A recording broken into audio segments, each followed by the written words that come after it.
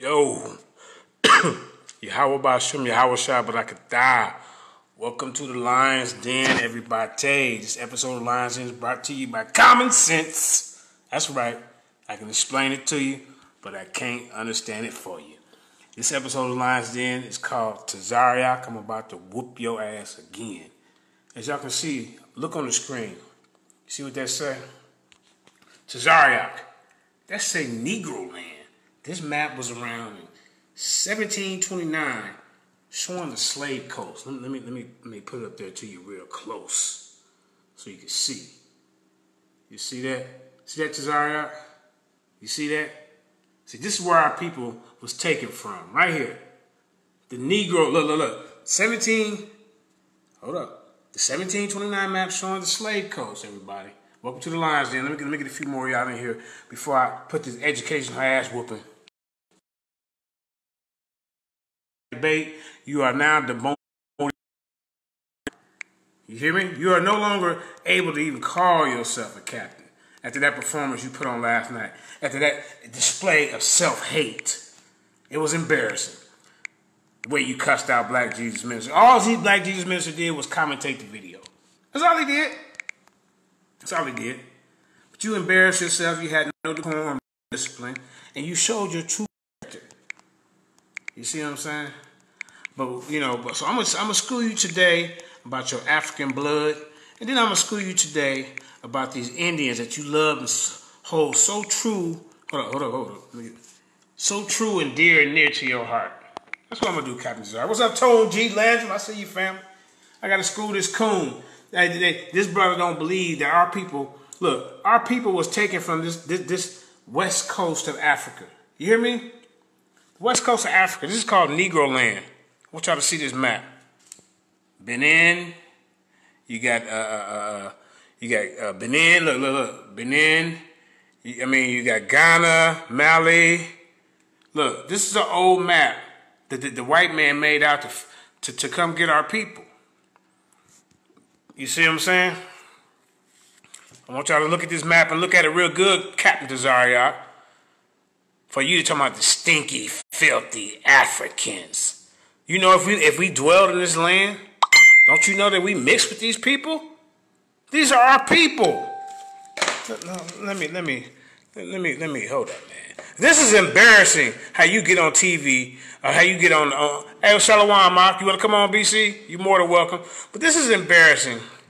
How this guy has such a self-hate for his people. You see what I'm saying? But this is a map that Captain Tazaryach needs to see. Hold up. This is a map that Captain Tazaryach needs to see. Because he is so much against Africa. I mean, it's ridiculous. You know. So, I'm going to school him today about this map. Then I'm going to school him today about, where our people come from. You see what I'm saying? Because this is an embarrassment. And I wouldn't even make this video today, but I go look on his show tonight, and he letting the white boy call me gay. The little white boy sitting next to him, disrespect. When you came on this platform, we gave you all respect that we would want. We treat people how we want to be treated. But you had, I seen how you treated a couple people tonight on your Cross Line Radio. They even hung up on me. They like to tell people to shut the F up. Shut the F up. And he was proud of what he said to Black Jesus Minister. All Black Jesus Minister did last night was point out all the good points that JJ7000 did in that debate. You got mad. You got butthurt. And you start crying. That's what you did. Well, let's get back to the Tazaryach. Look, the only people that say you won that debate, Tazaryach, is ISUPK. I had Israelites that say I won. I had Comedics. I had Nubians. I had Christians, Israelites. All different walks of life say you got your ass whooped. Then you cooning. See this? The west coast of Africa is where they go Senegal, Gambia. Hold up. Let's see. Hold up. Mali. This is where our people. This is called the Negro. This is called the slave coast. Look. Look, right down slave coast. This is where your blood You left relatives back behind here, bro. But you want to sit up here and hold the Indians' hand and the Mexicans' hand and just say, disregard your people over here. F them. That's the biggest case of Tom Cruise I've ever seen in my goddamn life, everybody. Captain Tazaryach, I want you to look at this map and look at it real good. All right, let's continue. Hold up. I want to read y'all something. Let me see. Where is it at? Hold up. Let me see. Oh, wait. Here we go. Captain Tazaryach. All right. I'm going to read this to you. This is Mapping Slave Voyages. All right. I'm going to put this down because I want to read it to y'all. Let me put this down. All right. All right, Captain. I mean, I know you. I never seen so much self-hate in my life, man. It's embarrassing. It's embarrassing. I'm going to put the coffin on him. I'm going to put him in a coffin. It says slaves brought to the United States represent about 3.6. Here, I'll put it on here so y'all can see it. All right. Slaves. No. I'm going to hold this down. Hold it. Yeah, I'll put the link in the chat. I'll put the link in the chat. What's up, Don Vinici? Hold up. Now, slaves brought to the United States represented about 3% of the total number of Africans transported to the New World, or around 388,000 people, considerably less than the number transported to colonies in the Caribbean, including more than 1.2 million to Jamaica alone, or to Brazil, 4.8 million. Of those Africans who arrived in the United States, nearly half came from two regions, Tazaryach. This is embarrassing. You are an embarrassment. This is where our people come from. You are an embarrassment. The way you acted last night on the Lions Den, because you got cussing and want to throw off the moderator, you are an embarrassment. The way your people came over and acted and disrespected everybody in the chat was embarrassing, but that's the spirit y'all carry. Now, of those Africans who arrived in the United States, nearly half come from two regions, Gambia, the area, the area comprising of Senegal and the Gambia rivers, and the land between them, or today's Senegal, Captain Tazaryach, when you'll get it through your brain, your little pea brain of yours. Gambia, Ghana, Guinea-Bissau, and Mali, and West Central Africa. You don't think you got any of that blood in you? Then where you come from then? You didn't come from Mexico. I guarantee that. This dude's a joke, man. It's a shame, man. Watch this. In West Central Africa, including what is now Angola, the Congo, the Democratic Republic of Congo, and Gabon. The Gambia River running from the Atlantic into Africa was a key waterway for slave trade. At its height, about every 6 West African slaves came from this area. Wow. Damn, Captain Tazaryach. How do you get around that? Okay. In addition to nearly 50% of the total numbers of enslaved Africans in the United States from these two regions, a considerable number of slaves had their origins on the so-called Slave Coast, which I showed you that map, which is now West African nation of Ghana. Excuse me. As well as the neighboring parts of Windward Coast, or now the Ivory Coast, Captain Tazaryach. This is embarrassing.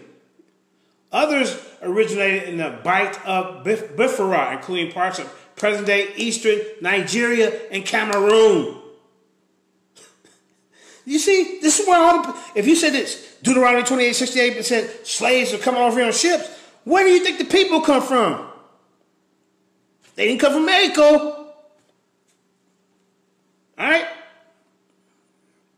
Tazaryach Yahawashi. Go tell Captain what I said. All right? An inlet of the Atlantic or African western coast is now the hub of an extensive slave dealing operation. You see that, Captain? I just don't understand. I don't understand it. This is what I really want to show you. I'll make this video short and quick, sweet. All right. Where we at? Hold up. Okay. Now, I want everybody to look at this right here on the screen. This is what it says. It says, black slaves, Indian masters. by Barbara Catharmer. Okay? This is her book. Now it says Black Slaves, Indian Masters, Slavery, Emancipation, and Citizenship in the Native American South by Barbara Catharmer, 2013. All right? Now, I'm going to put it down because I want to read it to you. All right? Because see, Captain Tazaryach, you sit there and you say that the Native Americans are your tribe of Gad. And you had such discourse against the Africans who you said sold us into slavery, right? Let's talk about your Native Americans, all right?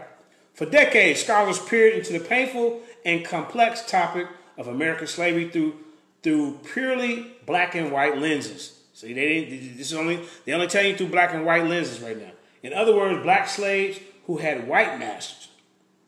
The sad reality of some Native Americans, in particular the Creek, the Cherokee, the Choctaw, the Chickasaw, and the Seminoles, or the five so-called civilized tribes, right? Also participated in chattel and race-based slavery. Captain Tazaryach, why are you not mad about this? Why aren't you enraged? Stinky, filthy Africans. Why ain't you mad at this? You're a hypocrite. You're a hypocrite, bro. The sad reality is that some Native Americans, like I said, in particular, the Creek, the Cherokee, the Choctaw, the Chickasaw, and the Seminoles also participated. And Steve Irk says blacks claiming to be Native Americans will swear they weren't any Native American slave owners. All right. The only reason they claiming them because, they was on their land. We was on. I mean, a lot of our people was on their land. But that don't make us Native Americans. We were just property to them. Come on, man. I need to cut the tomfoolery out. Because they also participated in the chattel and race-based slavery. See? Look at the book one more time. Captain Tazaryach, I recommend you go get this book. All right? Let's keep it moving. All right. Excuse me. Also participated in chattel and race-based slavery. Was rarely acknowledged in historical annals. Only in the latter part of the 20th century did historians begin to address this oversight. Only in the 20th century did they begin to address this oversight. ISUBK, I'm glad you're peeking in, because you're going to learn today. I'm going to start this over for you. Shadis, ISUBK, go tell your captain this. Since y'all love these Indians so much, look what they did. Why ain't you mad at them? If you want to jump on, you can jump on, brother. Why ain't y'all mad at them? Y'all want to sit there and talk shit about Africa and act like y'all ain't got no ties to them or nothing like that. You hear me? This is crazy. All right, hold up. Wait a minute. Let me get back to that. Hold on. I won't put this. You just jumped. I'm going to show you this. This is what you need to see. You see this map, ISUBK? You see this? Look at that. That's called Negro land. You hear me? 1729 map showing the Slave Coast. You see that? Slave Coast. Look at that. Gold Coast. This is where they took most of the people in slavery. This is where they took them from. And let me read you something real quick before I get back to that. It says, here you go. Hold up, ISUBK. Don't go nowhere. Don't run up out of here. Because you're going to learn today. I'm going to get you up out of this self-hate mentality that ISUBK got you in. You're going to learn to love your African blood that's running through you. You hear me? All right. Nearly a quarter of the Africans brought to North America came from Angola, while an equal percentage arriving later originated in Semi-Gambia, which I said earlier. Over 40% of Africans entered the U.S. through the port of Gambia. Those Africans that came from Semi-Gambia, the area comprising of Senegal and the Gambian rivers and the land between them, or today Senegal, Gambia, Ghana, Guinea, Bissau, and Mali, and went through Central Africa, including what is now Angola, Congo, the Democratic of Congo, and Gabon, in addition to nearly 50% of the total number of enslaved Africans that you all hate so much in the two United in the United States came from two regions. A considerable number of slaves had their origins on the so-called slave coast. Let me show you something, man. You see that? That's this slave coast. See that? This is Negro land, the map. How do you not have any African blood in you? You don't think we was mixing with these people? Of course we were. Of course. All right? It says slave coast within it was now the West African of Ghana, as well as the neighboring ports of the Windward Coast, now called the Ivory Coast, otherwise originated in the Bight of Biafra, including parts of present-day Nigeria and Cameroon. You see what I'm saying? I wanted to show you that before I get back to teaching you about your so-called tribal gang. Now, I'm going to put this back on for you to see, buddy. You go back and tell your captain, your generals, everybody. This is called the black slaves and Indian masters. What I'm going to ask you, brother, why don't y'all carry that same energy that you got for Africans that's so-called put you in enslavement, but then you don't have that same energy when we dealing with your so-called tribal gang? Why is that? Huh? You want to come on and explain that? Push the button. But let me finish reading. I'm going to start it over. Since you just joined us. For decades, scholars peered at the painful and complex topic of American slavery through purely black and white lenses. In other words, black slaves who had white masters. The sad reality of some Native Americans, in particular the Creek, the Cherokee, the Choctaw, the Chickasaw, and the Seminoles of the five civilized tribes, and so per se, also participated in chattel and race-based slavery, was rarely acknowledged in the historical annals. Only in the later part of the 20th century did historians began to address this oversight. Several groundbreaking studies recognized the momentous repercussions of the practice for Native and African American populations alike during the antebellum era and down, down to the present day. Now, Barbara Kuntmer, a professor of Native American, African American history at the University of Massachusetts, right? Amherst, adds an exhaustive and compelling contribution to the research in this area. The full-length monograph chronicling chattel slavery in the Choctaw, the Chickasaw nations, co-author of Amplify, demonstrates how both before and after the era of Indian removal in the mid-19th century, slavery also intersected with issues of race and gender in complicated ways.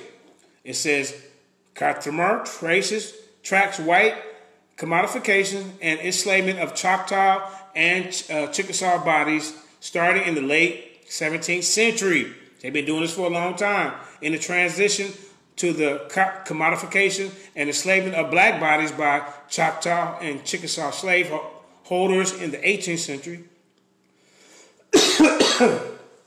In addition, Kuntmer debunks the myth that the main cause of American Indian participation in chattel slavery stemmed from their desire for European and later American goods. So that's a myth. They did this because they wanted to do it. Unable to resist the inescapable forces of the market economy and capitalism, Kuntmer acknowledged that the catastrophic economic consequences of the American seizure of Indian land, of the racist rhetoric that Native Americans needed to be properly civilized, and of the exigencies caused by depletion of the deer population, which severely curtailed trade opportunities. But she persuasively argues that the decision to engage in chattel slaveholding resulted from a conscious and deliberate choice on the part of the Indian slaveholders to embrace racial ideology. See, there wasn't no excuse. They did it because they wanted to do it. That degraded blackness and associated exclusively with enslavement. For some influential and wealthy members of the Choctaw and Chickasaw nations, adopting a race-based slavery provided the most efficient way to maintain an increasingly tenuous hold on political and cultural autonomy in the face of aggressive American expansion while pursuing self-interest, economic, and diplomatic goals. Okay, that's Holmes Covert right there that you see on the screen. He's a prominent leader of the Chickasaw Nation and owner of several... He look like he one of us. Are you serious? Captain Tazaryach, are you sure this is your brother right here? This is Judah brother? These guys? Come on, man. All right, now, let's keep it moving. All right, here we go. Carter also addresses the leniency theists that many early scholars of Native American history advocated, that life under the yoke of an Indian master was somehow more benevolent than enslaved life under whites. But that has been successfully challenged, you see? Because they want to put this narrative out that, oh man, you know, under the Indian master, it wasn't so bad. But that has been successfully challenged by Tyra Miles and Claudio Sant, among others. By the mid-19th century, laws existed in both nations that banned intermarriage between blacks and Indians. Let me put the camera back on me. They made laws. Hold up. They had made laws, once again, they made laws by the 19th century, existed in both nations that banned intermarriage between blacks and Indians. I thought these was your brothers, Captain Tazaryach. Why would they do this? Choctaw lawmakers allowed white men to achieve citizenship because they had white slaves, I guess, at the time. Choctaw lawmakers allowed white men to achieve citizenship. Oh, no. Wait, they don't say slaves. They say Choctaw lawmakers allow white men to achieve citizenship through marriage to a Choctaw woman, but forbade a Negro or descendant of a Negro. Let me show you where it say that, man. Hold up. Here you go. See? But forbade a Negro or descendant of a Negro from enjoying the same privilege. Likewise, in the Chickasaw Nation, the punishment for public taking up with Negro slave was a steep fine, whippings, or the ultimate punishment, banishment from the nation. Let me get the camera back up. You see? Captain Tazaryach? But you hate Africa so much. You hate the Africans so much. But you love these people. And the dissolving of the kinship of ties. Carter also cites accounts from WPA slave narratives detailing instances of physical and sexual abuse at the hands of Native American owners. You see that?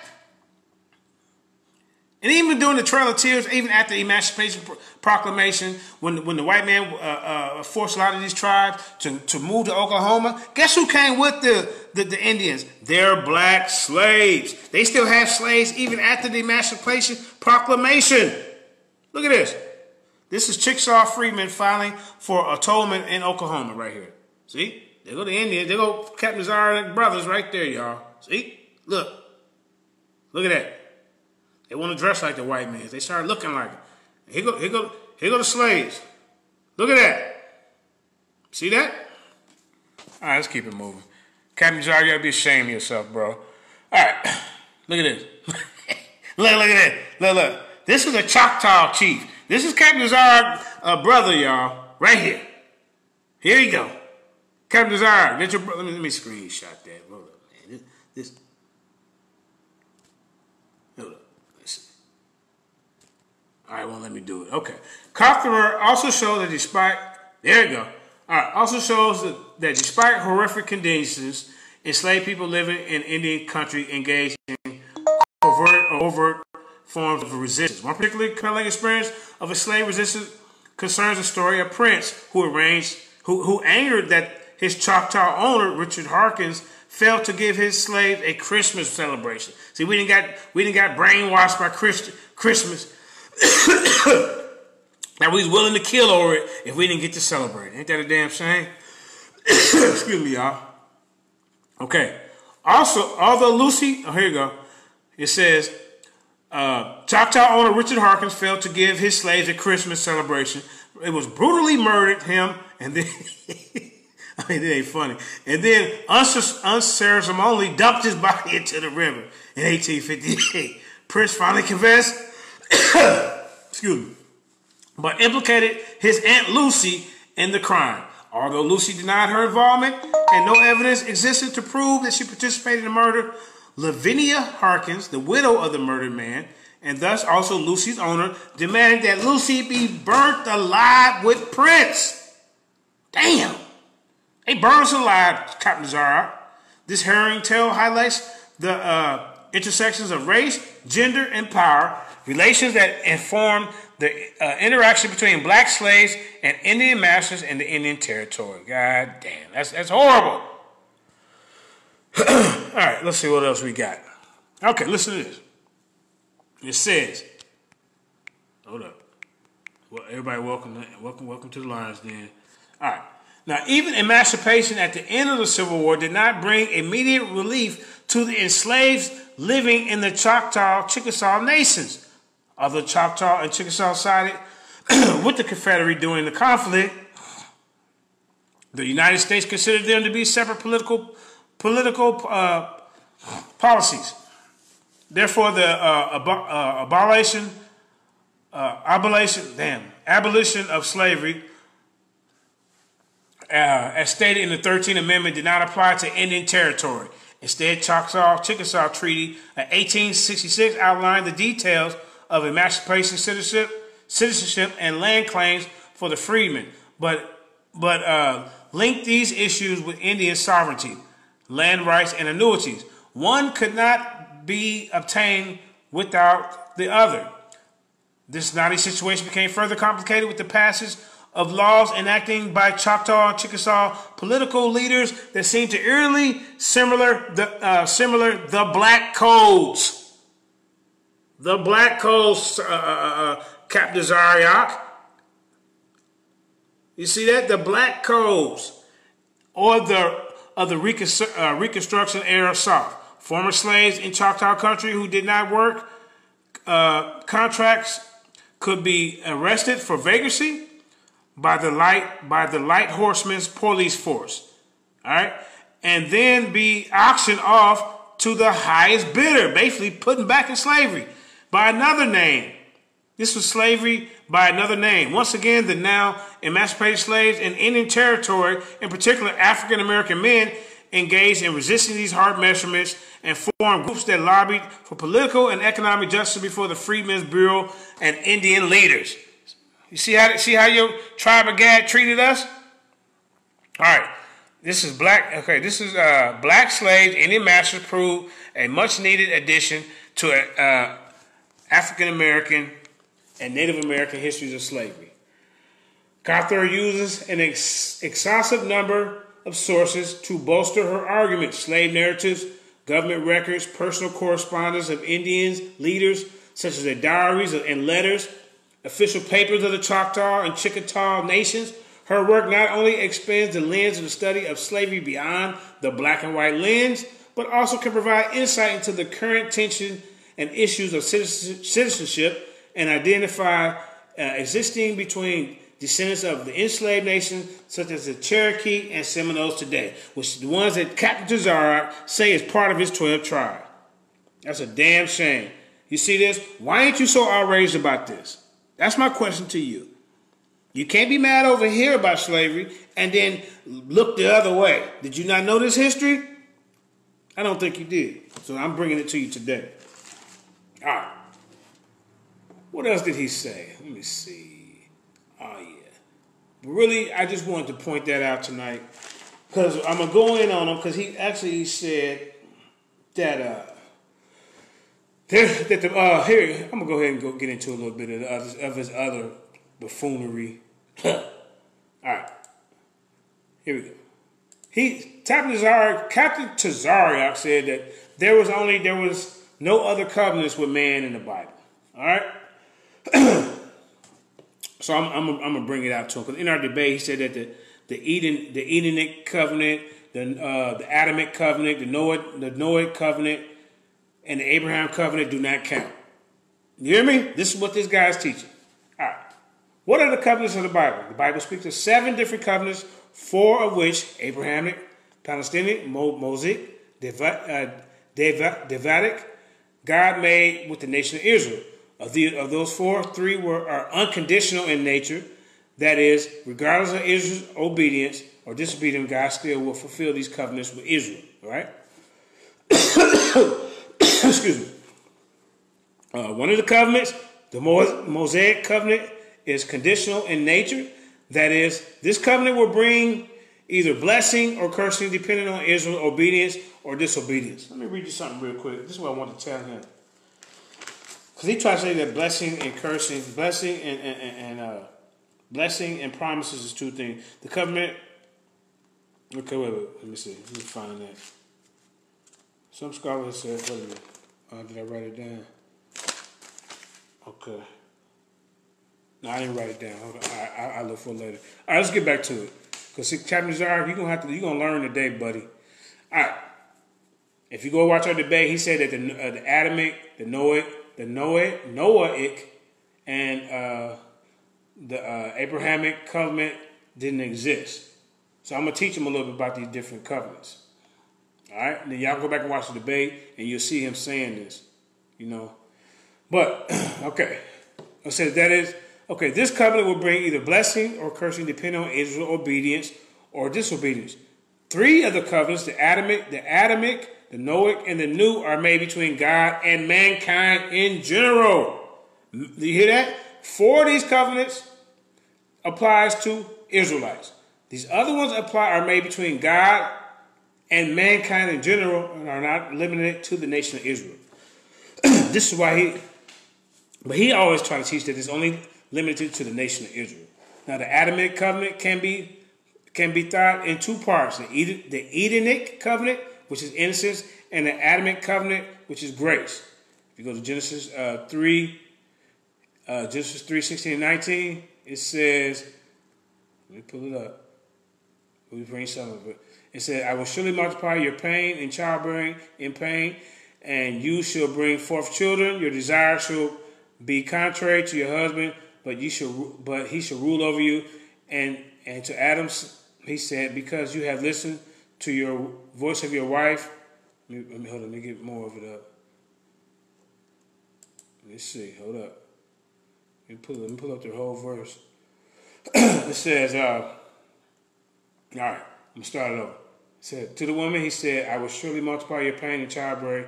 In pain you shall bring forth children. Your desire shall be contrary to your husband, but he shall rule over you." All right? Now, my head is not fully covered because there is a little spot right there. You know, they want to be all religious and all that and say your head can't be covered when you read scriptures. So there you go. All right. Now, because you have listened to your voice of your wife and you have eaten from the tree of which I command you, you shall not eat of it. Cursed is the ground because of you. In pain you shall eat of it all the days of your life. Thorns and thistles it shall bring forth to you, and you shall eat the plants of the field by the sweat of your face, and you shall eat bread till you return to the ground. For out of this you were taken from the dust, and dust you shall return. All right, let's get back. Let's go back. The eating the covenant is found in Genesis 1 through 26. Then God said, "Let us make man in our image, after our likeness, and let them have dominion over the fish, and over the sea, and over the birds of heaven, and over the livestock, and over all the earth, and over every creeping thing that creeps the earth." You see what I'm saying? That was that covenant. The eating the covenant outlined man's responsibility toward creation and God's directive regarding the tree of knowledge and good and evil. The Adamic covenant includes the curse pronounced against mankind for the sin of Adam and Eve, as well as God's provision for the sin, Captain Tazaryach, Genesis 3:15. "I will put enmity between you and the woman, and between your offspring and her offspring. He shall bruise your head, and you shall bruise his heel."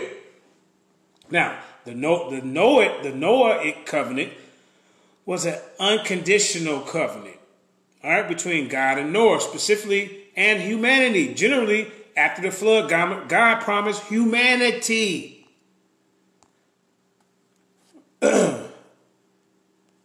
Who said, wait a minute, your head doesn't supposed to be covered. This is really short. Do this look like my head is fully covered, bro? There goes something right there for you, man. But I'm gonna make you happy. I'm gonna take it off. I'm tired of y'all with the religious, you know. God damn, just pay attention to the scriptures, man. Is your head covered? Listen to this. If it's uncovered, then you can receive it. France, Israel. All right. Man, y'all want to pick petty stuff instead of listen to the message. It's the problem with y'all. Now, the Noahic covenant was an unconditional covenant between God and Noah. I got to start it over, man, because I'm getting these. They ain't paying attention. They rather look for small stuff to be distraction instead of paying attention to the message.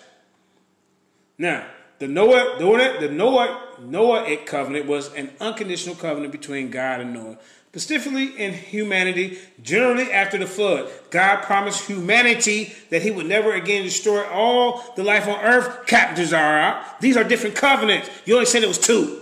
You're lying. Teach it right. He would never again destroy all life on earth with a flood. See Genesis chapter 9. God gave the rainbow as a sign of the covenant. See? A promise that the entire earth, a promise in the covenant that, you know, that works together. That this entire earth would never again flood as a reminder that God will judge sin. You hear me? And a reminder that God can and will judge sin.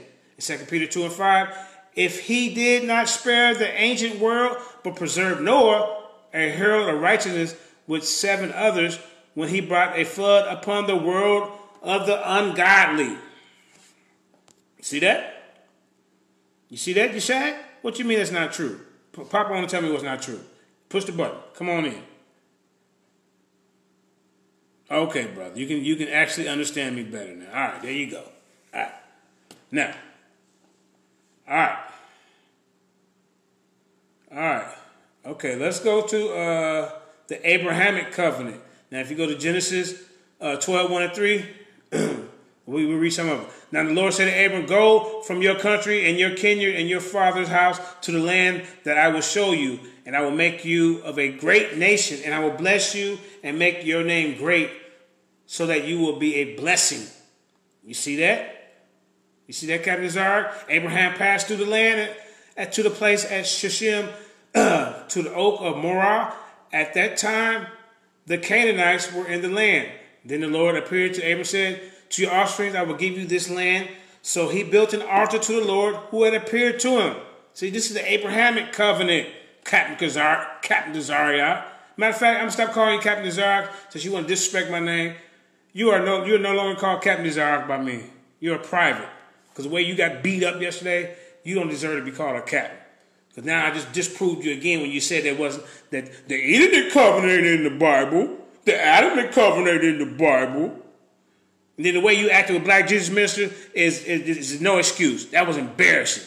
You represent the ISUPK. They had to throw you out, man. If I was General Yohana, I would throw you out, man, for the way you acted. You were supposed to represent them, and you disrespected your whole organization.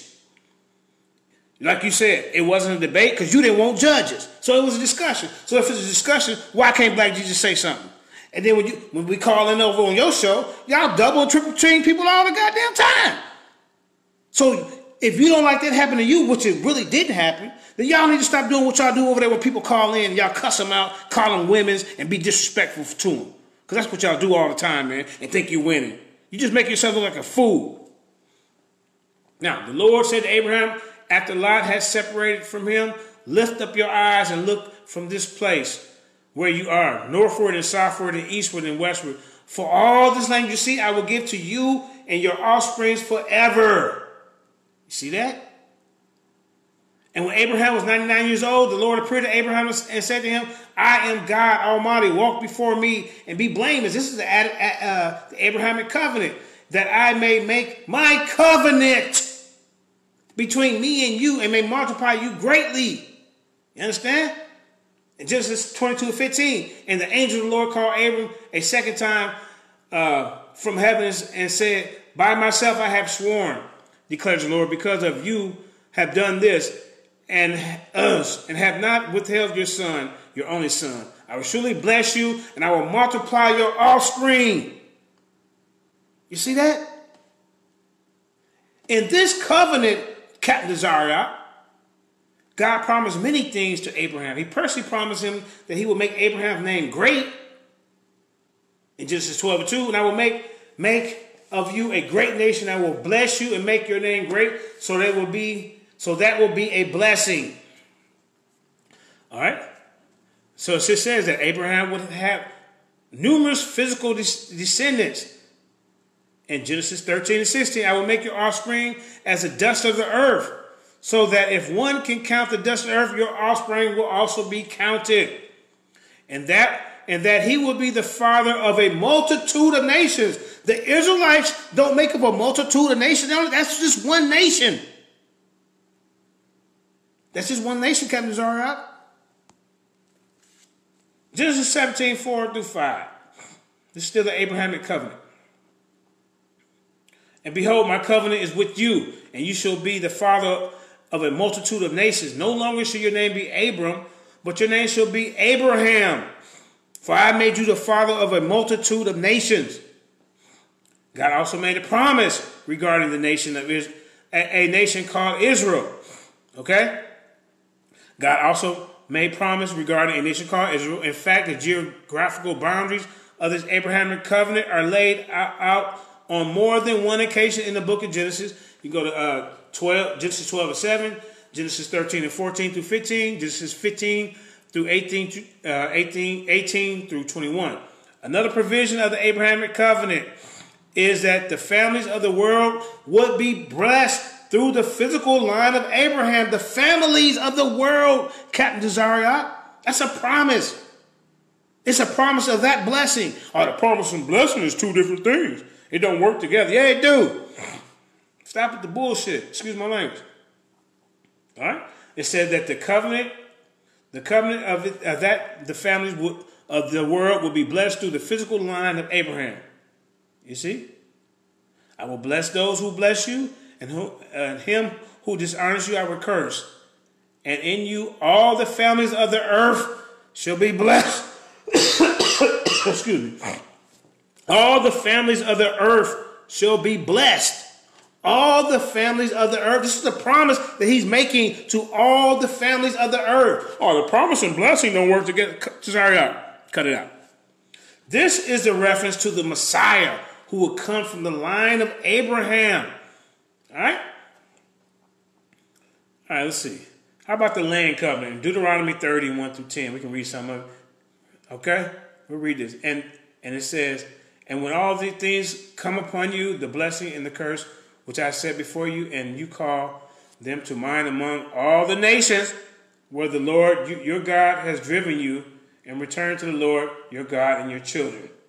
This covenant or land covenant amplifies the land aspect that was detailed in the Abrahamic covenant. According to the terms of this covenant, if the people disobey, God will cause them to be scattered around the world. Says, all right, you're going to learn today. Then the Lord, your God, will restore your fortunes and have mercy on you. And he will gather you again from all the peoples where the Lord, your God, has scattered you.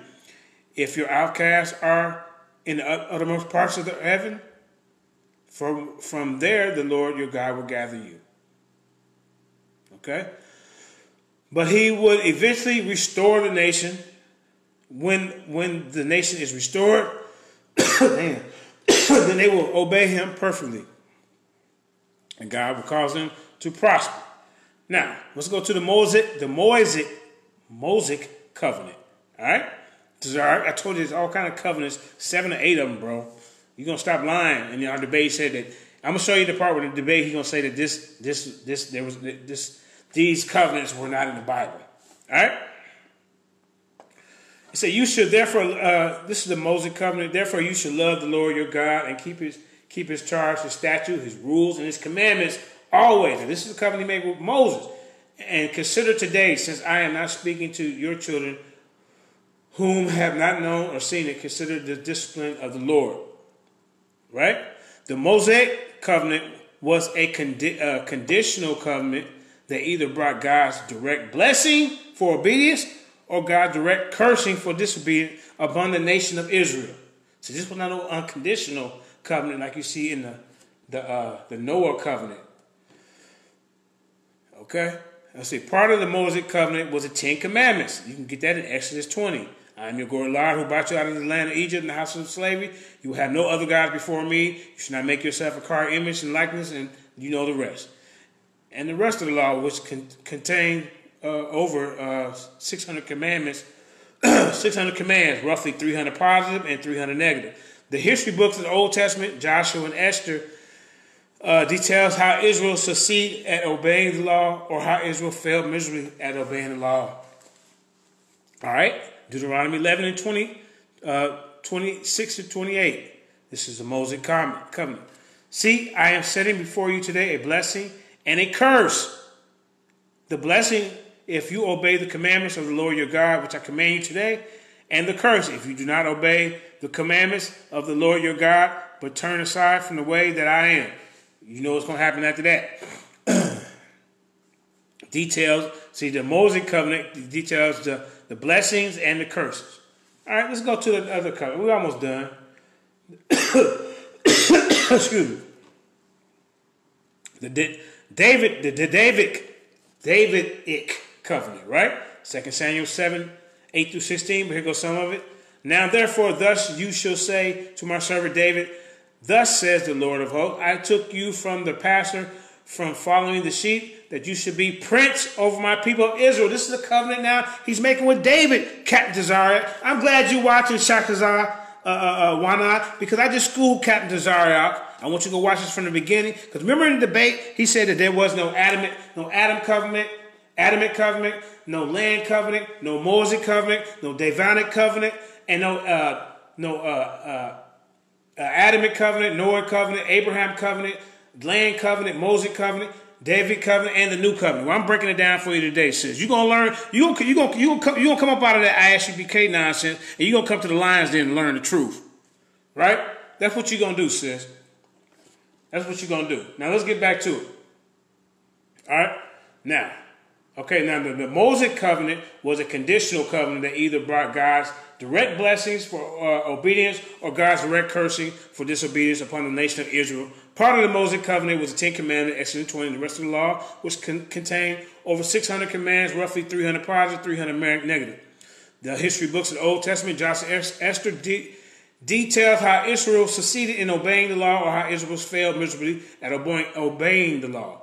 Details of the blessing and the curse can be found in Deuteronomy 11, 26 and 28. Now, he also had a covenant with David, sis. The David covenant amplifies the seed, the aspect of the Abrahamic covenant. The promise to David is the passage are significant. See, if you go to 2 Samuel 7, 8 to 16. Now, therefore, thus you shall say to my servant David, thus says the Lord of hosts, I took you from the pasture, from following the sheep, that you should be prince over my people of Israel. See, he had different covenants. And this covenant amplifies the seed aspect of the Abrahamic covenant. The promise to David in this passage are significant. God promised that David's lineage would last forever, that his kingdom would never pass away permanently. Obviously, the Davidic throne has not been in place at all. Had not been in place at all times. There will be a time, however, when someone from the line of David will again sit on the throne and rule as king. This future king is Yahawashi Ha Mashayach.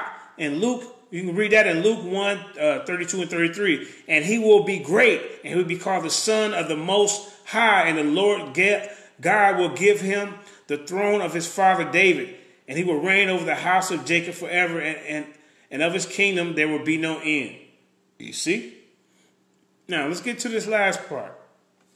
The new covenant in Jeremiah 31 through 34. Behold, the days are coming, declares the Lord, that I will make a new covenant with the house of Israel and the house of Judah. Not like the covenant that I made with their fathers on the day when I took them by the hand, bringing them out the land. Okay, this new covenant is a covenant made first with the nation of Israel, and ultimately with all mankind, sis. All mankind. See? Not just Israel. I don't know why they leading you blind. They lying to you. This says all mankind. In the new covenant, God promised to forgive sin, and there will be a universal knowledge of the Lord Yahawashi Ha Mashayach to fulfill the law of Moses in Matthew 5:17. Do not think that I have come to abolish the law or the prophets. I have not come to abolish them, but to fulfill them. And create a new covenant between God and his people. Now that we are under the new covenant, both Jews and Gentiles can be free from the penalty of the law. And don't say that, well, the Gentiles are the one who was taken away. Now they're coming back. They say it is distinguished Jews and Gentiles. Jews and Gentiles, sis. We are now given the opportunity to receive salvation as a free gift. Did you hear that? Captain Tazaryach said only Israel gets salvation. We are now given the opportunity to receive salvation as a free gift. Go to Ephesians 2:8-9. For by grace you have been saved through faith. And this is not your own doing. It is a gift of the Most High, not a result of works, so that no one can make boast. Now let me go back to, since you just joined in, sister, let me go back to the top for you. The Abrahamic covenant. Now this is what I want to read to you. It says, can be thought in two parts. The Edict covenant is innocence. The Adamic covenant is grace. In Genesis 3:16-19. Okay, we read that. It says, let's go to the Edict covenant is found in Genesis 1-26. Then God said, let us make man in our image, after our likeness, and let him have dominion over the fish, over the sea, over the birds, over the heavens, over the livestock, over all the earth and every creeping thing. And this is the covenant he made with Adam. All right. Then we're going to go to one he made with Noah. This was an unconditional covenant as well between God and Noah, specifically and humanity. See, he made a covenant with Noah and all of humanity at this time. You see, after the flood, God promised humanity that he would never again destroy all life on the earth with a flood. You can see that in Genesis chapter 9. God gave a rainbow as a sign of the covenant. Now these are weirdos and took our rainbow and made it something goddamn we don't even like no more. They did that on purpose. All right? It promised the earth would never again flood, and a reminder that God will judge sin. Like I say in 2 Peter 2:5. If he did not spare the ancient world but preserved Noah, a herald of righteousness, with 7 others when he brought the flood upon the world of ungodly. All right? So I hope you've seen all the rest of this stuff that I brought. I know you kind of came in late. Hold up. Let me see. All right, let me give you some more. Let me give you some more before you go, sis. All right. Now, the covenants are the backbone of the biblical story. All right. Peter Gentry and Stephen Wellham have argued that the covenants advance the storyline of the Bible in their book, Kingdom Through Covenant, the biblical theology, understanding of the covenants. I want you to go tell Captain Tazaryach he need to understand the theology and understanding of the covenants, and they are on target. If one understands how the covenants function in the Bible, one will have good grasp of how the Bible fits together. You see? If we see the big picture in Scripture, we would do a better job of interpreting the details, and the covenant plays a fundamental role in seeing the big picture. 2, covenants can be defined as follows. A covenant is a chosen relationship in which 2 parts make binding promises to each other. Binding promises, sis. Sister Shazak. A covenant should be distinguished from a contract because it is a personal relationship with people voluntarily enter. The definition of covenant here is rather broad, but that is because there are many different kinds of covenants in Scripture. Marriage is a good illustration of a covenant, for a man and woman should choose to enter into a relationship with one another and make promises to one another.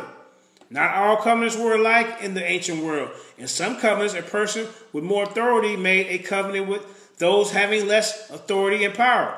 Such was the case when a king made a relationship with his subjects. All right, here go 3. Some definitions of covenants are too narrow and don't fit every covenant in Scripture. Some scholars, see, Captain Tazaryach don't like it when I say scholars, or if it's not in the biblical narrative, scholars don't count. Come on, bro. Some scholars have said that covenants always presuppose an already existing relationship. The Gibeonite story shows that this is not the case, for Israel didn't have any relations with the Gibeonites before entering into a covenant with them in Joshua 9:3-27. All right? Also, some say that all covenants are enacted with blood, but this isn't true of the marriage covenant or the covenant between Jonathan and David in 1 Samuel 18:1-4. Nor is there evidence of a sacrifice in the inauguration of the Lord's covenant with David. See, he had made covenant with different people in the book. We need to distinguish when talking about covenants about what is often true and what is always the case. All right? Now, here go the one that's going to bust your head to the white meat, Captain Tazaryach. Since you're teaching this, only Israel get a promise or a blessing or whatever you're over there lying about. The promise of universal blessing is fully and finally fulfilled in Yahawashi Ha Mashayach. Virtually all the covenants have both conditional and unconditional elements. I showed y'all that earlier. Since covenant partners obligate themselves to one another with promises and call curses upon themselves if they disobey, we are not surprised to learn that virtually all covenants have both conditional and unconditional elements. There are clearly conditions in the covenant with Israel made with Sinai. Some scholars say that the covenant with Abraham and David are unconditional. But when we look at the text carefully, conditions are clearly present in Genesis 7 and Samuel 7:14. What needs to be investigated is how the conditional and unconditional elements relates to one another. The principle here, however, also has exceptions. The covenant with Noah, for instance, seems to be unconditional. You understand? All right. 5. There are good reasons to believe that there is a covenant at creation. All right? That's the Adamitic covenant. What's his name? Tazaryach said is not true. Some scholars doubt whether there was a covenant with Adam, but we have good reason for seeing a covenant at creation. Even though the word covenant is lacking, the elements of a covenant relationship are present. The word covenant does not need to be present for a covenant to exist, since the term covenant isn't found in the inauguration of the Davidic covenant. The claim that all covenants are redemptive isn't born out of the use of the term in the scriptures. The element of a covenant were present at creation for blessings, was promised for obedience, and cursing for disobedience. You're going to learn today at the Lions Den Academy of Education and Information. I tell you that. The covenant with Noah is redemptive, but it is necessary for God's redemptive plan to be carried out, Captain Tazaryach. The covenant with Noah is a covenant of preservation, signifying a new beginning for human beings and the continuance of life on earth until the time of the end. In many ways, the creation covenant, despite the death of human wickedness, human beings are still made in God's image. Human beings are made in God's image, not just Israel. Cut the bull crap. And God continues to bless them as they are fruitful and multiply the earth. He told us to Shem, Japheth, and Ham. He's blessing all the earth during this time of this covenant. Told them that in the debate. Now, let's keep it moving. So God continues to bless them as they are fruitful and multiply on earth. The flood testifies that what human blessings, human beings deserve on account of wickedness, and it is a type of final judgment to come. You can see that in Matthew 24:36-41, 2 Peter 2-5. The bow in the clouds are a sign of a covenant, testifying that God has withdrawn his weapons of war, that he will preserve the world until redemption is accomplished. All right, now let's go back to this last one. The covenant with Abraham plays a central role in the biblical storyline. God promised Abraham's offspring land and universal blessing. The promise to Abraham finds its accumulation in Yahawashi Ha Mashayach as the true son of Abraham in Galatians 3:16. Now that the promise was made to Abraham and to do his offspring, it does not say. Wait a minute, that scripture ain't coming up.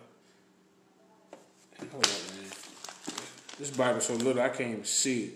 Look how little this Bible. I ain't got my big Bible. But anyway, go to Galatians 3:16. All those who belong to Yahawashi Ha Mashayach by faith are children of Abraham. Oh, yeah, I'm lying. Hold on, I'm almost done, Mom. The promise of land, I'll be in there in a minute. All right, I love you. The promise of land was fulfilled when Israel possessed Canaan. Uh-oh.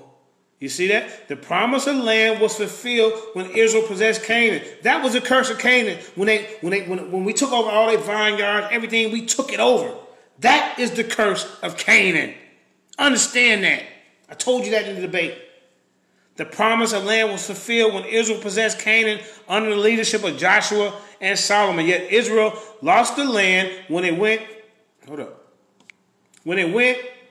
into exile because of sin. See, the Most High doesn't hate the person or what he is. He hates wickedness and sin. Oh, he just hate Hamites. Well, guess what? Israelites got it bad too. We went through 4 different goddamn captivities. You know what I'm saying? He cursed us as well. So, because this was done to us, does that make it an anti-Israelite book? No. It makes it an anti-wickedness book, Captain Tazaryach. So stop with your self-hate. Because like I told you, when we got taken from this land over here, hold on, let me show you something. Let me show you something, sis. Let me show you something. You go back and tell them this. This is what you go back and tell them this. You see this right here? This is called Negro land. You see that? You see that? This is where our people came from and was taken from. Now, let me read you something about this. Because, see, you're going to learn today since you're peeking in. I'm glad you're peeking in. Because one day it's going to hit you. The truth going to hit you. It says, let me read it to you real quick, then I'm going to get back to those scriptures. It says, look here. Nearly a quarter of the Africans brought to North America came from Angola, while an equal percentage arrived later or originated in the Gambia. Over 40% of Africans entered the U.S. through the port of those Africans that came from Gambia. The area comprising of Senegal and the Gambian rivers and the land between them, or today's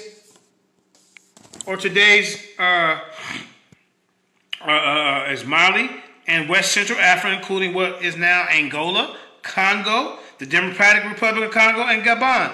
In addition to nearly 50% of the total number of enslaved Africans in the United States from 2 regions, or considerable numbers of slaves had their origins on the so-called slave coast. Look at this, sis. Let me show you something. You see that map right there? Slave coast. You understand? This is where your blood come from. If you call yourself a Negro, this is where we got picked up from. Our people came over here through this area. You don't think that these people, you don't think we were mixing and matching up in there? You sadly mistaken. Just like the mixed multitude came with us when we left up out of Egypt. And they were circumcised and they celebrated the Passover with us. These Egyptians that y'all hate so much, these Africans. All right. In addition to nearly 50% of the total number of enslaved Africans in the United States from 2 regions, a considerable number of slaves had their origins on the so-called slave coast, which is now the West African of Ghana. Sis, did I just tell you? In Ghana? You hear me? How can you deny this blood in you? Ghana, as well as neighboring parts of the Windward Coast, now the Ivory Coast. Other originated in the Bight of Biafra, including parts of present-day Nigeria and Cameroon. See? But they don't teach you that over there at ISUPK because they want you to hate yourself. They want you to have self-hate. You understand? Don't do it. You see? But here, let me show you something before I go and I'm going to wrap it up, because since you just came in late, this is what I'm going to show you real quick that you missed earlier. All right, now look at this. See? All right. Now, he claimed that these are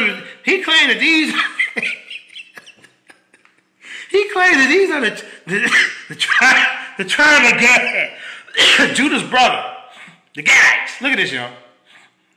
And Issachar. Look at this. Tazaryach said these are his people. Look. The head of Chuktukni, a Choctaw chief. Are you kidding me? These ain't our people. Look. And with the Trail of Tears, when they got marched to the Trail of Tears, they had slaves with them. These are the slaves that came with them. These are not our people. Look at this. Hold on, why did you leave? Oh, you go. Look at this guy. You mean to tell me he part of us? Holmes Culver, a prominent leader in the Chickasaw Nation. Captain Tazaryach said these are the tribe of Gad. These are our brothers. But what he failed to tell you is that they enslaved us. Look at this. Black slave and Indian masters. Go watch it. Look. In particular, the Creek, the Cherokee, the Choctaw, the Chickasaw, and the Seminole Indians all had slaves. You hear me? So, like I said, you can go look this up. Black slaves, Indian masters. So I don't understand why he's so outraged with slavery going on in Africa, but he don't say a word about these Indians who had slavery even after the Emancipation Proclamation. You're a coon. You're selling out. So I hope this educational part, I hope you learned something today, Captain Tazaryach. You see what I'm saying? You're going to have to stop the cooning, brother. You're going to have to stop the cooning. It's getting out of hand, man. Let me bring something else for you before we get up out of here. My queen ready for me to come to bed. Hold up. Hold up, y'all. Let's see. Hold up. This is what I want to do. All right. Hold up. YouTube. Uh-oh. Wait a minute. What's that? We finna end this. We finna get up out of here. But like I say, Captain Tazaryach, you're going to have to stop the tomfoolery. You're going to have to stop hating your people and loving someone else who don't really, they ain't your people. I don't get it. You know goddamn well that most of the Mexicans, they were already over here. Most of these Native Americans were already over here. You can go get this book. Native Americans. Look at this. Some of these Paleo Indians was here. Look. Let me show you something. Look. Some of these were here 10,000 years. The nation of Israel ain't been around that long. 10,000 years BC. Paleo Indians. They got traces of them all out through the goddamn United States. Look here. The whole book will tell you. Look at this. Hold on. You gonna stop playing with me, bro.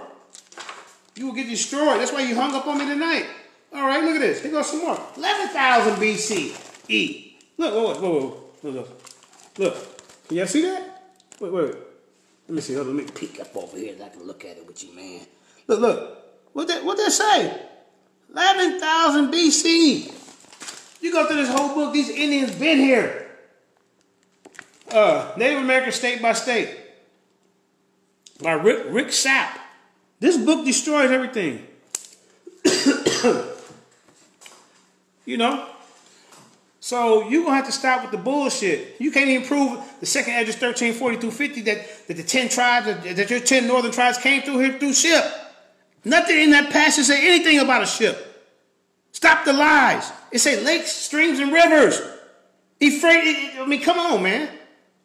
Where are you getting this? They came over here in ships. They didn't know how to build ships. The Phoenicians were shipbuilders, not Israelites. Where did they get the money? If they just came up out of slavery, where? You niggas got to start thinking. It's a joke. Your whole doctrine over there at ISPK is a joke. It's a lie. Even the creator of the 12 tribes said it was a hoax. It was a hoax. Hold up. Wait a minute. Hold up. Wait a minute. Hold up. Let me pull it up. Too many tabs open. I'm new at this, y'all. Just bear with me. Tazaryach, like I said, man, in our debate, you was an embarrassment to ISUPK. You didn't have no discipline, no decorum, none of that.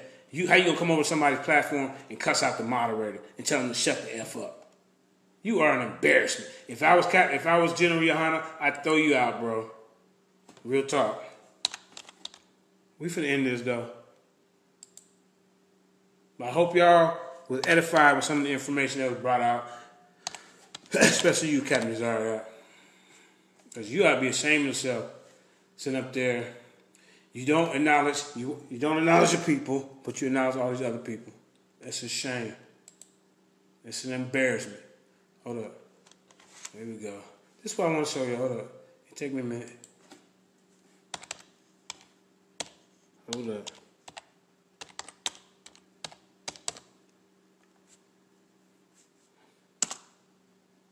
Here we go. This is what we finna get up out of here, man. Like I said, Captain Tazaryach, You got your ass whooped yesterday. You see what I'm saying? You couldn't counter when Abraham prayed for Amalek and his wife and his children. You know, the one that took Sarah, and then the Most High visited him in a dream, and he said, "Most High, why would you destroy a righteous nation?" Abraham told me that this was his sister. This was a righteous nation in Canaan, but Tazaryach wants to try to point out that every nation in Canaan was heathens.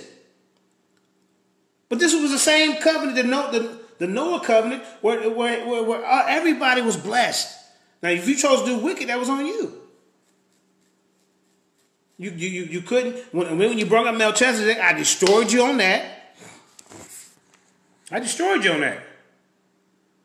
Hold up. Let me read it to you. And then with the Ethiopian, the eunuch, he gonna try to say, "Oh, he wasn't black." They said, let me read to you one more time. Sorry, y'all. Here. Let me read to you one more time, rookie.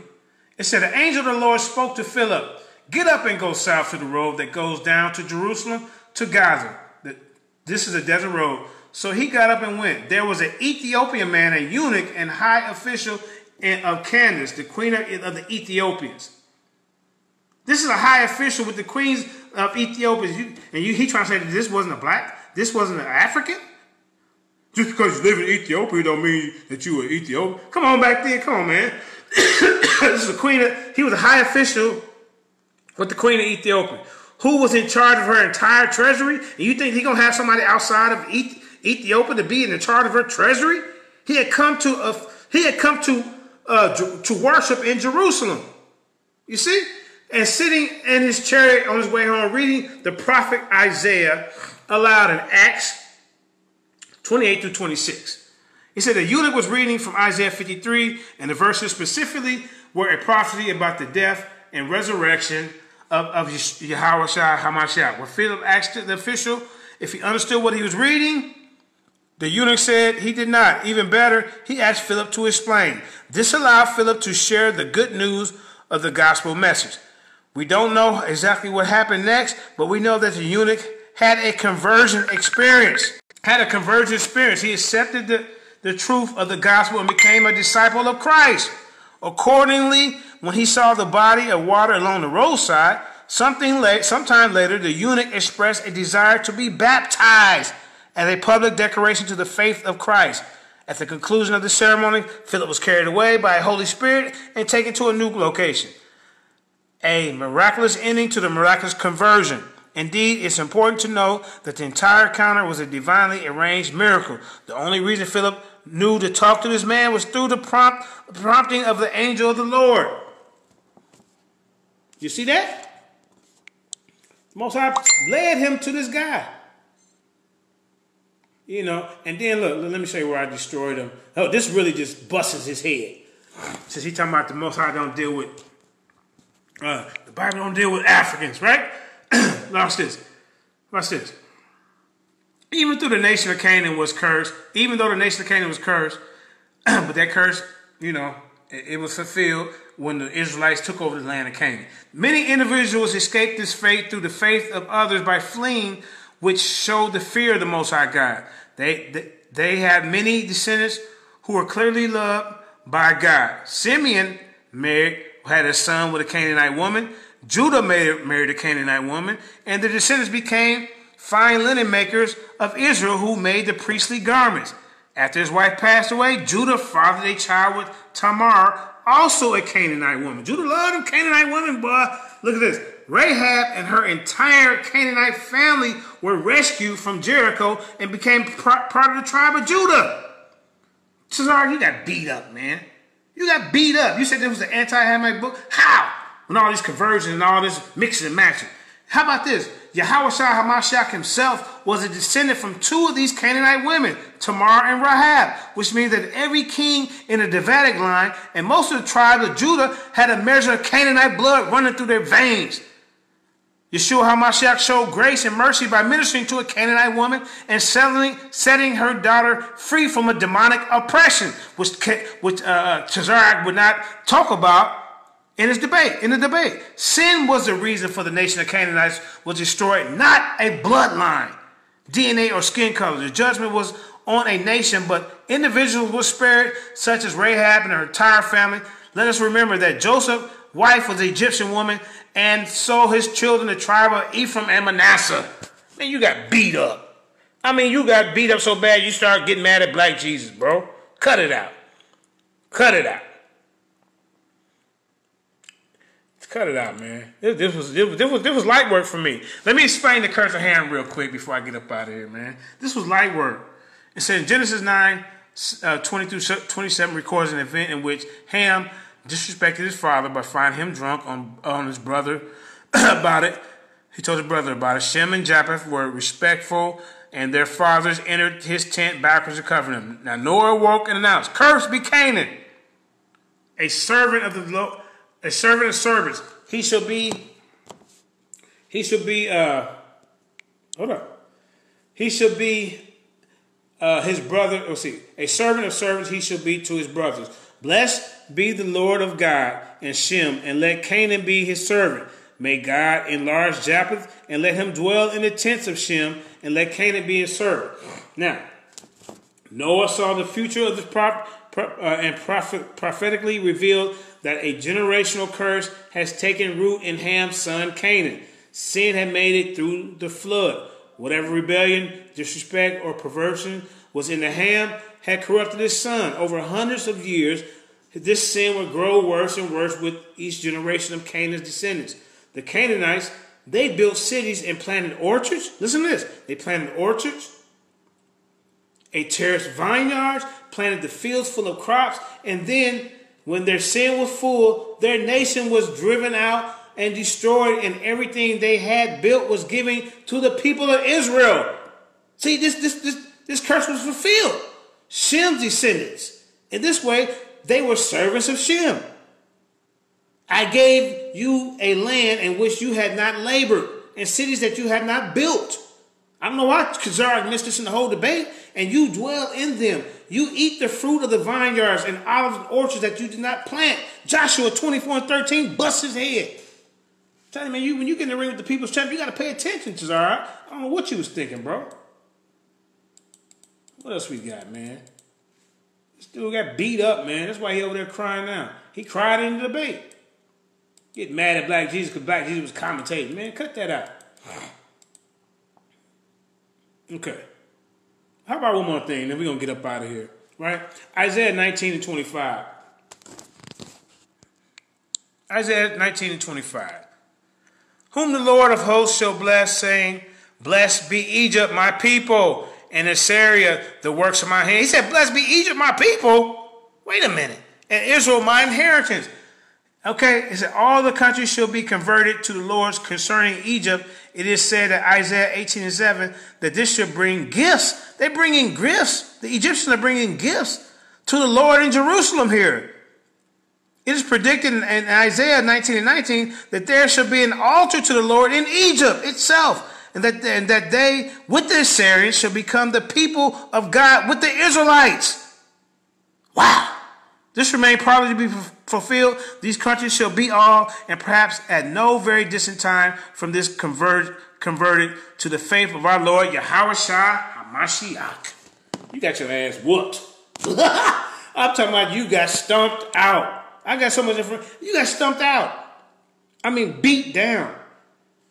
Then he tried to challenge me with Melchizedek. He tried to challenge me with Melchizedek. The typical value of Melchizedek priesthood, like I told you, he said he didn't have no father, no mother. Well, the order of Melchizedek means there's no beginning and there's no end. That is no mother or father. Because he tried to say that Melchizedek was Jesus Christ. Jesus Christ, or Yahawashi Ha Mashayach, had a spiritual father and an earthly mother, so it couldn't be Christ. The typical value. So just how you know you lying, because like I say, Abraham was sent to this Canaanite. The priest of this priesthood was a Canaanite. The priest of this Melchizedek priesthood was a Canaanite. Their God was El Elyon, a Canaanite God. The typical value of Melchizedek, and they paid tithes. Abraham paid tithes to him. The typical value of Melchizedek priesthood lies. Look at this. He got beat up, man. The typical value of Melchizedek priesthood lies not merely in his being king of righteousness and king of peace, but even more in his priesthood, being universal, limited to no external ordinances and attached to no particular race of people. Moreover, he is a king priest in Psalms 110, and by taking precedence of Abram, because remember this priesthood was in Canaan, and blessing him and receiving of him tithes, he became a representative of a higher priesthood than any could spring from Abram's loins. You hear that?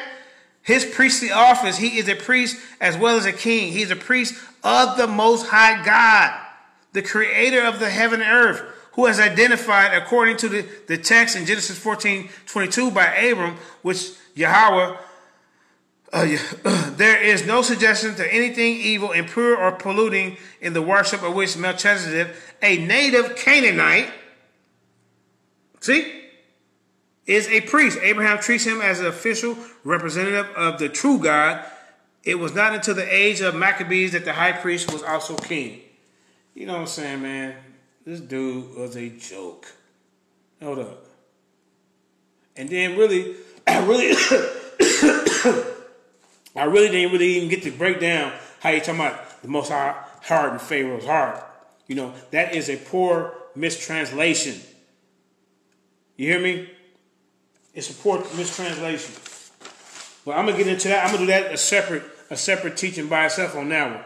But let's go ahead and sign out with Neo Love, Righteous Lions in the building. You understand me? That's what we finna do. Righteous Lions in the building. Let's get it. Let's get it. Come on, pull up.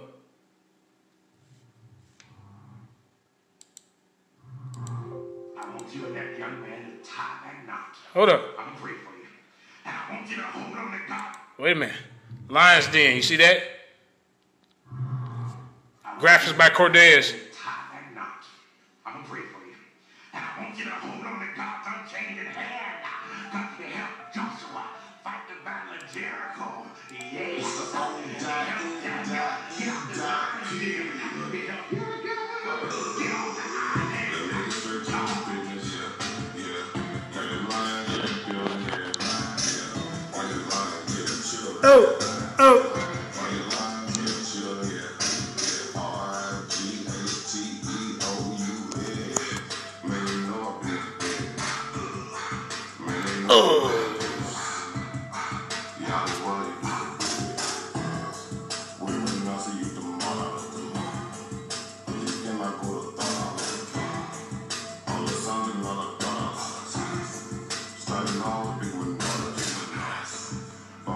You make me Taurus. On that line, I'm still a Taurus. Karate kicking Chuck Norris 4-5 on my waist. If he started, would not hesitate to get retarded. I love it. He ain't got a PowerPoint, he boring. Running through the hills like a Philistine. G.I. hitting hammers with the guillotine. Situation turned up with the ratchet team. JJ7000, the debate lead. I know them haters gon' hate me, but he won't debate me. Pistol off safety. Your spine come wake me. If I don't get up, nigga shake me. If I don't slow up, then he fake G. I touch down, make these nigga nuts hate me.